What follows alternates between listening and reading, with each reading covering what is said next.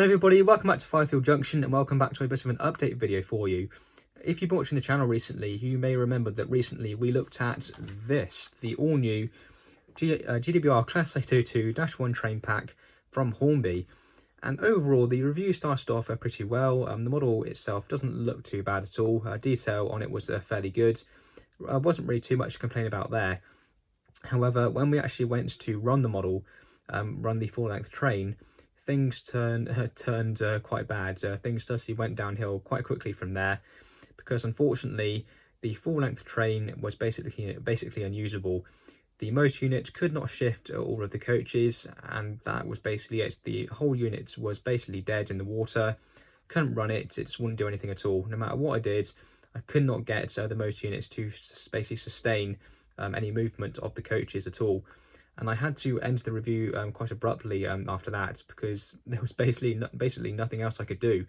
The model was unusable, it wouldn't run, and that was basically how I had to leave it, unfortunately.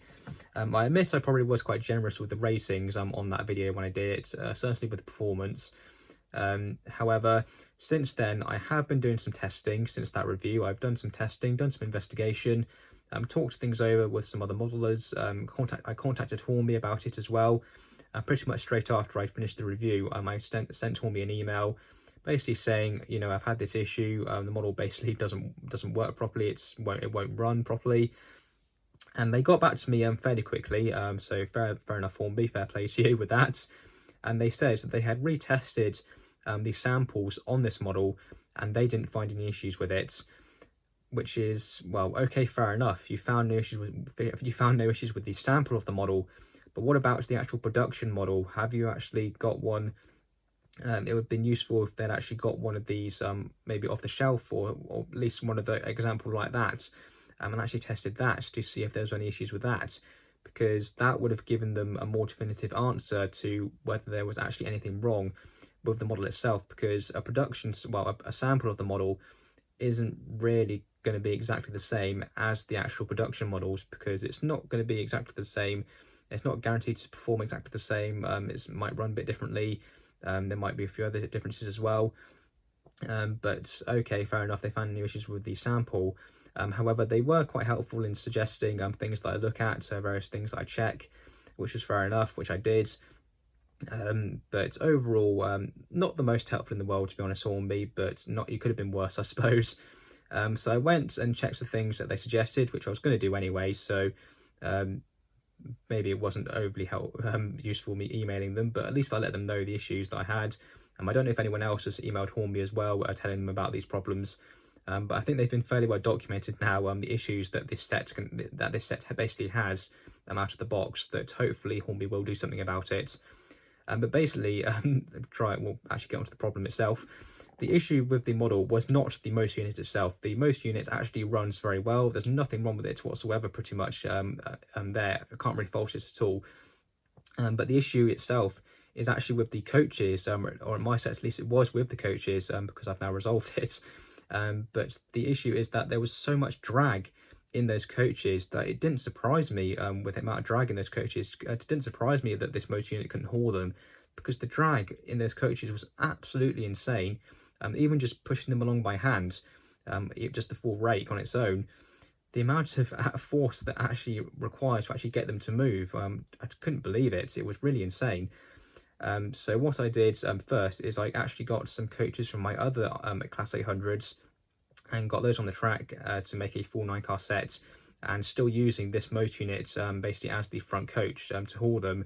And I did that, and basically no issues. The model, it pulled them without issue. Still a tiny bit of struggling here and there, but that probably was more down to my layout. It's set to the layout itself. But basically no issues. It hauled those coaches fine.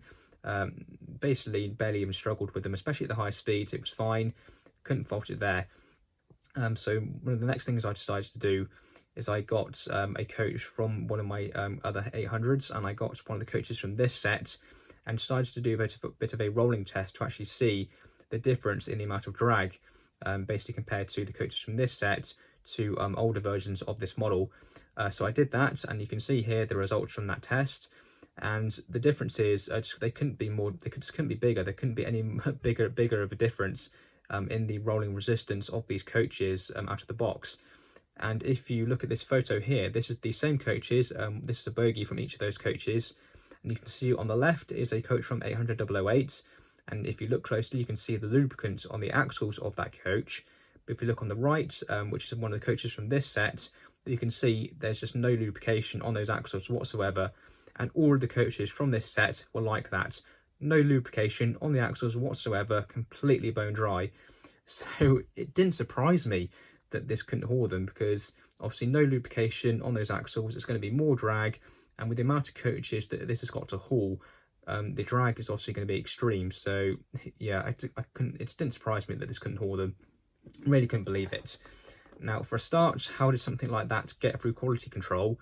Surely that would should have been something the Hornby should have checked on these models before they were released, but obviously they didn't. And again, doesn't surprise me, because Hornby never seem to quality control check stuff before releasing it. They just make it, churn it out, and that's it. We'll have your money.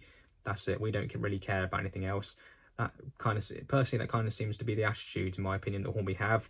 They don't check things before releasing them. They just release them, and well, they just think, fingers crossed, it'll be okay.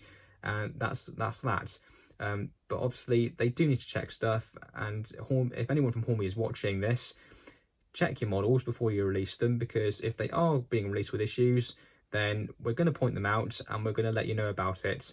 And if that damages your reputation, then tough. You should check your models and ensure that you're releasing models that actually work properly and are worth the money as well, because obviously these sets don't come cheap. So releasing a model this expensive and it not working properly, well, what's that going to tell people? It just shows that you don't really care about your customers and you don't really care about your products. So make sure you check your models before releasing them to ensure that they're fault-free and that people are actually going to get their money's worth. And well, to be honest, even that with the prices Hornby charge for these now, even if everything was okay, the price would still be ridiculous. But obviously with the issues that this has, it just makes the price even more ridiculous. But we won't go any more into that. So in terms of actually fixing the model, it was very, very easy, because all I literally had to do was just lubricate the axles on the coaches, and that is literally all I did. I went through every single coach, lubricated all of the axles. I checked the pickups as well, just to be doubly sure that none of those were causing issues, and all of the pickups on all of the coaches were fine. No issues there. None of them were overly tight or anything. That was all good. So all I had to do was lubricate all of the axles on all of the coaches, and I did the rolling test again as well, same coaches from before, and unsurprisingly, the results were way better. Overall, the drag on each coach then was basically a bit more even. Both coaches performed pretty much the same, and maybe still a tiny bit of difference here and there, but overall, way less, basically way less resistance on that coach after I lubricated it, which obviously that was going to happen anyway, because obviously lubrication in a mechanism is going to reduce the drag, and that's what you want, because one of the last things you want on a model on a model railway, in a wagon or a coach or in a mechanism of a loco, the last thing you want is loads of drag, because obviously the more drag there is, then the less power the model's going to have, and the less tractive effort it's going to have, and it will struggle to haul. It will basically struggle more to haul whatever you're trying to get it to haul. So once I'd done that, once all the axles were lubricated, all of the coaches have been lubricated, and we're back on the track. I then got the model running again, and unsurprisingly, once all the coaches were lubricated, the model instantly ran way better. Still struggled a tiny bit here and there, but instantly the performance was way better. And to be, but I suppose just to ensure reliability and stuff, I also decided to add a bit of weight to the motor unit myself as well. You may not have to with yours, obviously it depends on the layout that you have. But with my layout, I decided to also add a bit of weight to the motor unit as well, just to increase the traction effort of it, essentially, so it could haul more. And when I did that as well, I didn't add an awful lot more weight, so I only added an extra 65 grams to the model. But once I'd done that, instantly that improved the model's performance even more. So it just shows how Hornby can just get the simple things wrong all the time. They do seem to do it quite often. Hornby get very simple things wrong, not just with things like this with lubricant and stuff, but even obviously we're quite familiar with Hornby getting like colours wrong on models, getting the shade of different colours wrong as well. which they might have even done on this, I don't know. But certainly the fact that Hornby get these very simple things wrong quite often, it's just, well, do Hornby actually even know what they're doing with these models? It doesn't really fill me with a lot of hope for them if they're getting very simple things wrong. With things like this on very expensive models, it's not really going to do their reputation very good, is it? But yeah, enough rambling. The model's now working pretty much perfectly, can't really fault it at all now. It's been fixed, a very simple fix, which was, well, in one way it was good, that it was very easy to fix, but obviously on the other hand, not very good, because how can a manufacturer as big as Hornby get something very simple like this wrong? It's just beggars belief, isn't it? But anyway, we've had our ramble, we've had our rant. Let's actually head up to the layout, get the motor units back onto the track, get the coaches hooked back up, and this time, hopefully, we'll actually be able to run the model and actually enjoy it. Okay, so here we are. So motor unit is back onto the track and all of the coaches are coupled up.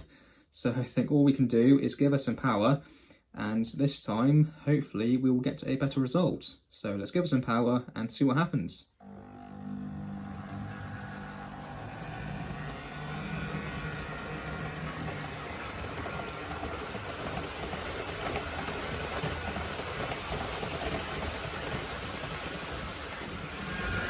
Well, I think it's safe to say that was much better than last time. Obviously last time we tested her, she just couldn't move the coaches, no movements, there was basically nothing there. But this time, just with a little bit of oil, that's literally all it's taken, a little bit of oil on all of the coaches, and I suppose a tiny bit of extra weight as well. We can see she's now running perfectly. Still a tiny bit of a struggle at the start, but that is partially down to my layout, I'm pretty sure. But yeah, instantly better. It just shows that how, even with these very simple mistakes that Hornby make, how much it can affect a model. Because that's all. You would just think all it was, just a lack of oil on this model. That was all that was causing it to basically be unusable. But with doing that, little bit of oil, little bit of lubrication, instantly solved the problem.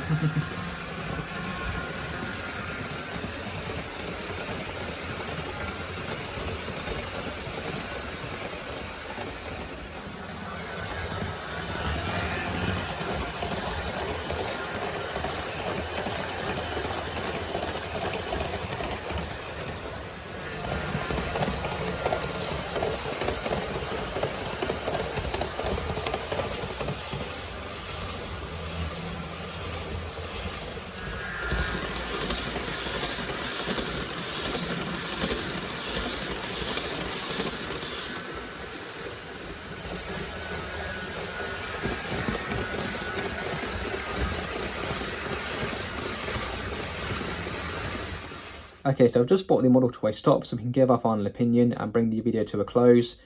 So overall, all things considered, if you do want one of these, I do recommend them if you're happy to do the work that these need to get them running properly. Obviously, applying oil to the axles is not overly difficult, but then again, obviously, if you're not very experienced in working on models or servicing them or whatever, then maybe stay clear of this model for now.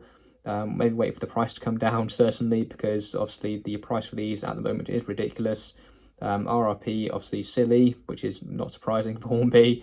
Even the retailer price of just over £450, still a bit concerning, I'd say, for that. And then obviously you've got to factor in the price for the extra coaches as well. So obviously if money is a bit of an issue for you, then maybe stay clear of this for now. But then again, if you're happy to pay the price, then obviously go ahead, and you're happy to do the work, then again, feel free to go for it. But do consider it's not perfect. You are going to have to do a little bit of work to it to get it working properly. It's not Hornby's finest hour, certainly. But yeah, it is a bit of a mixed bag, this model, for me. I don't absolutely hate it, but I don't absolutely love it either. There are other models that I prefer to this. But overall, it's not overly bad, but it's not absolutely great either. I'd love to know what you think down below. Feel free to let me down below in the comments what you think. Do you love this model? Do you hate it? I'd love to know what you think. But yeah, overall, not Hornby's finest hour, but not their worst either.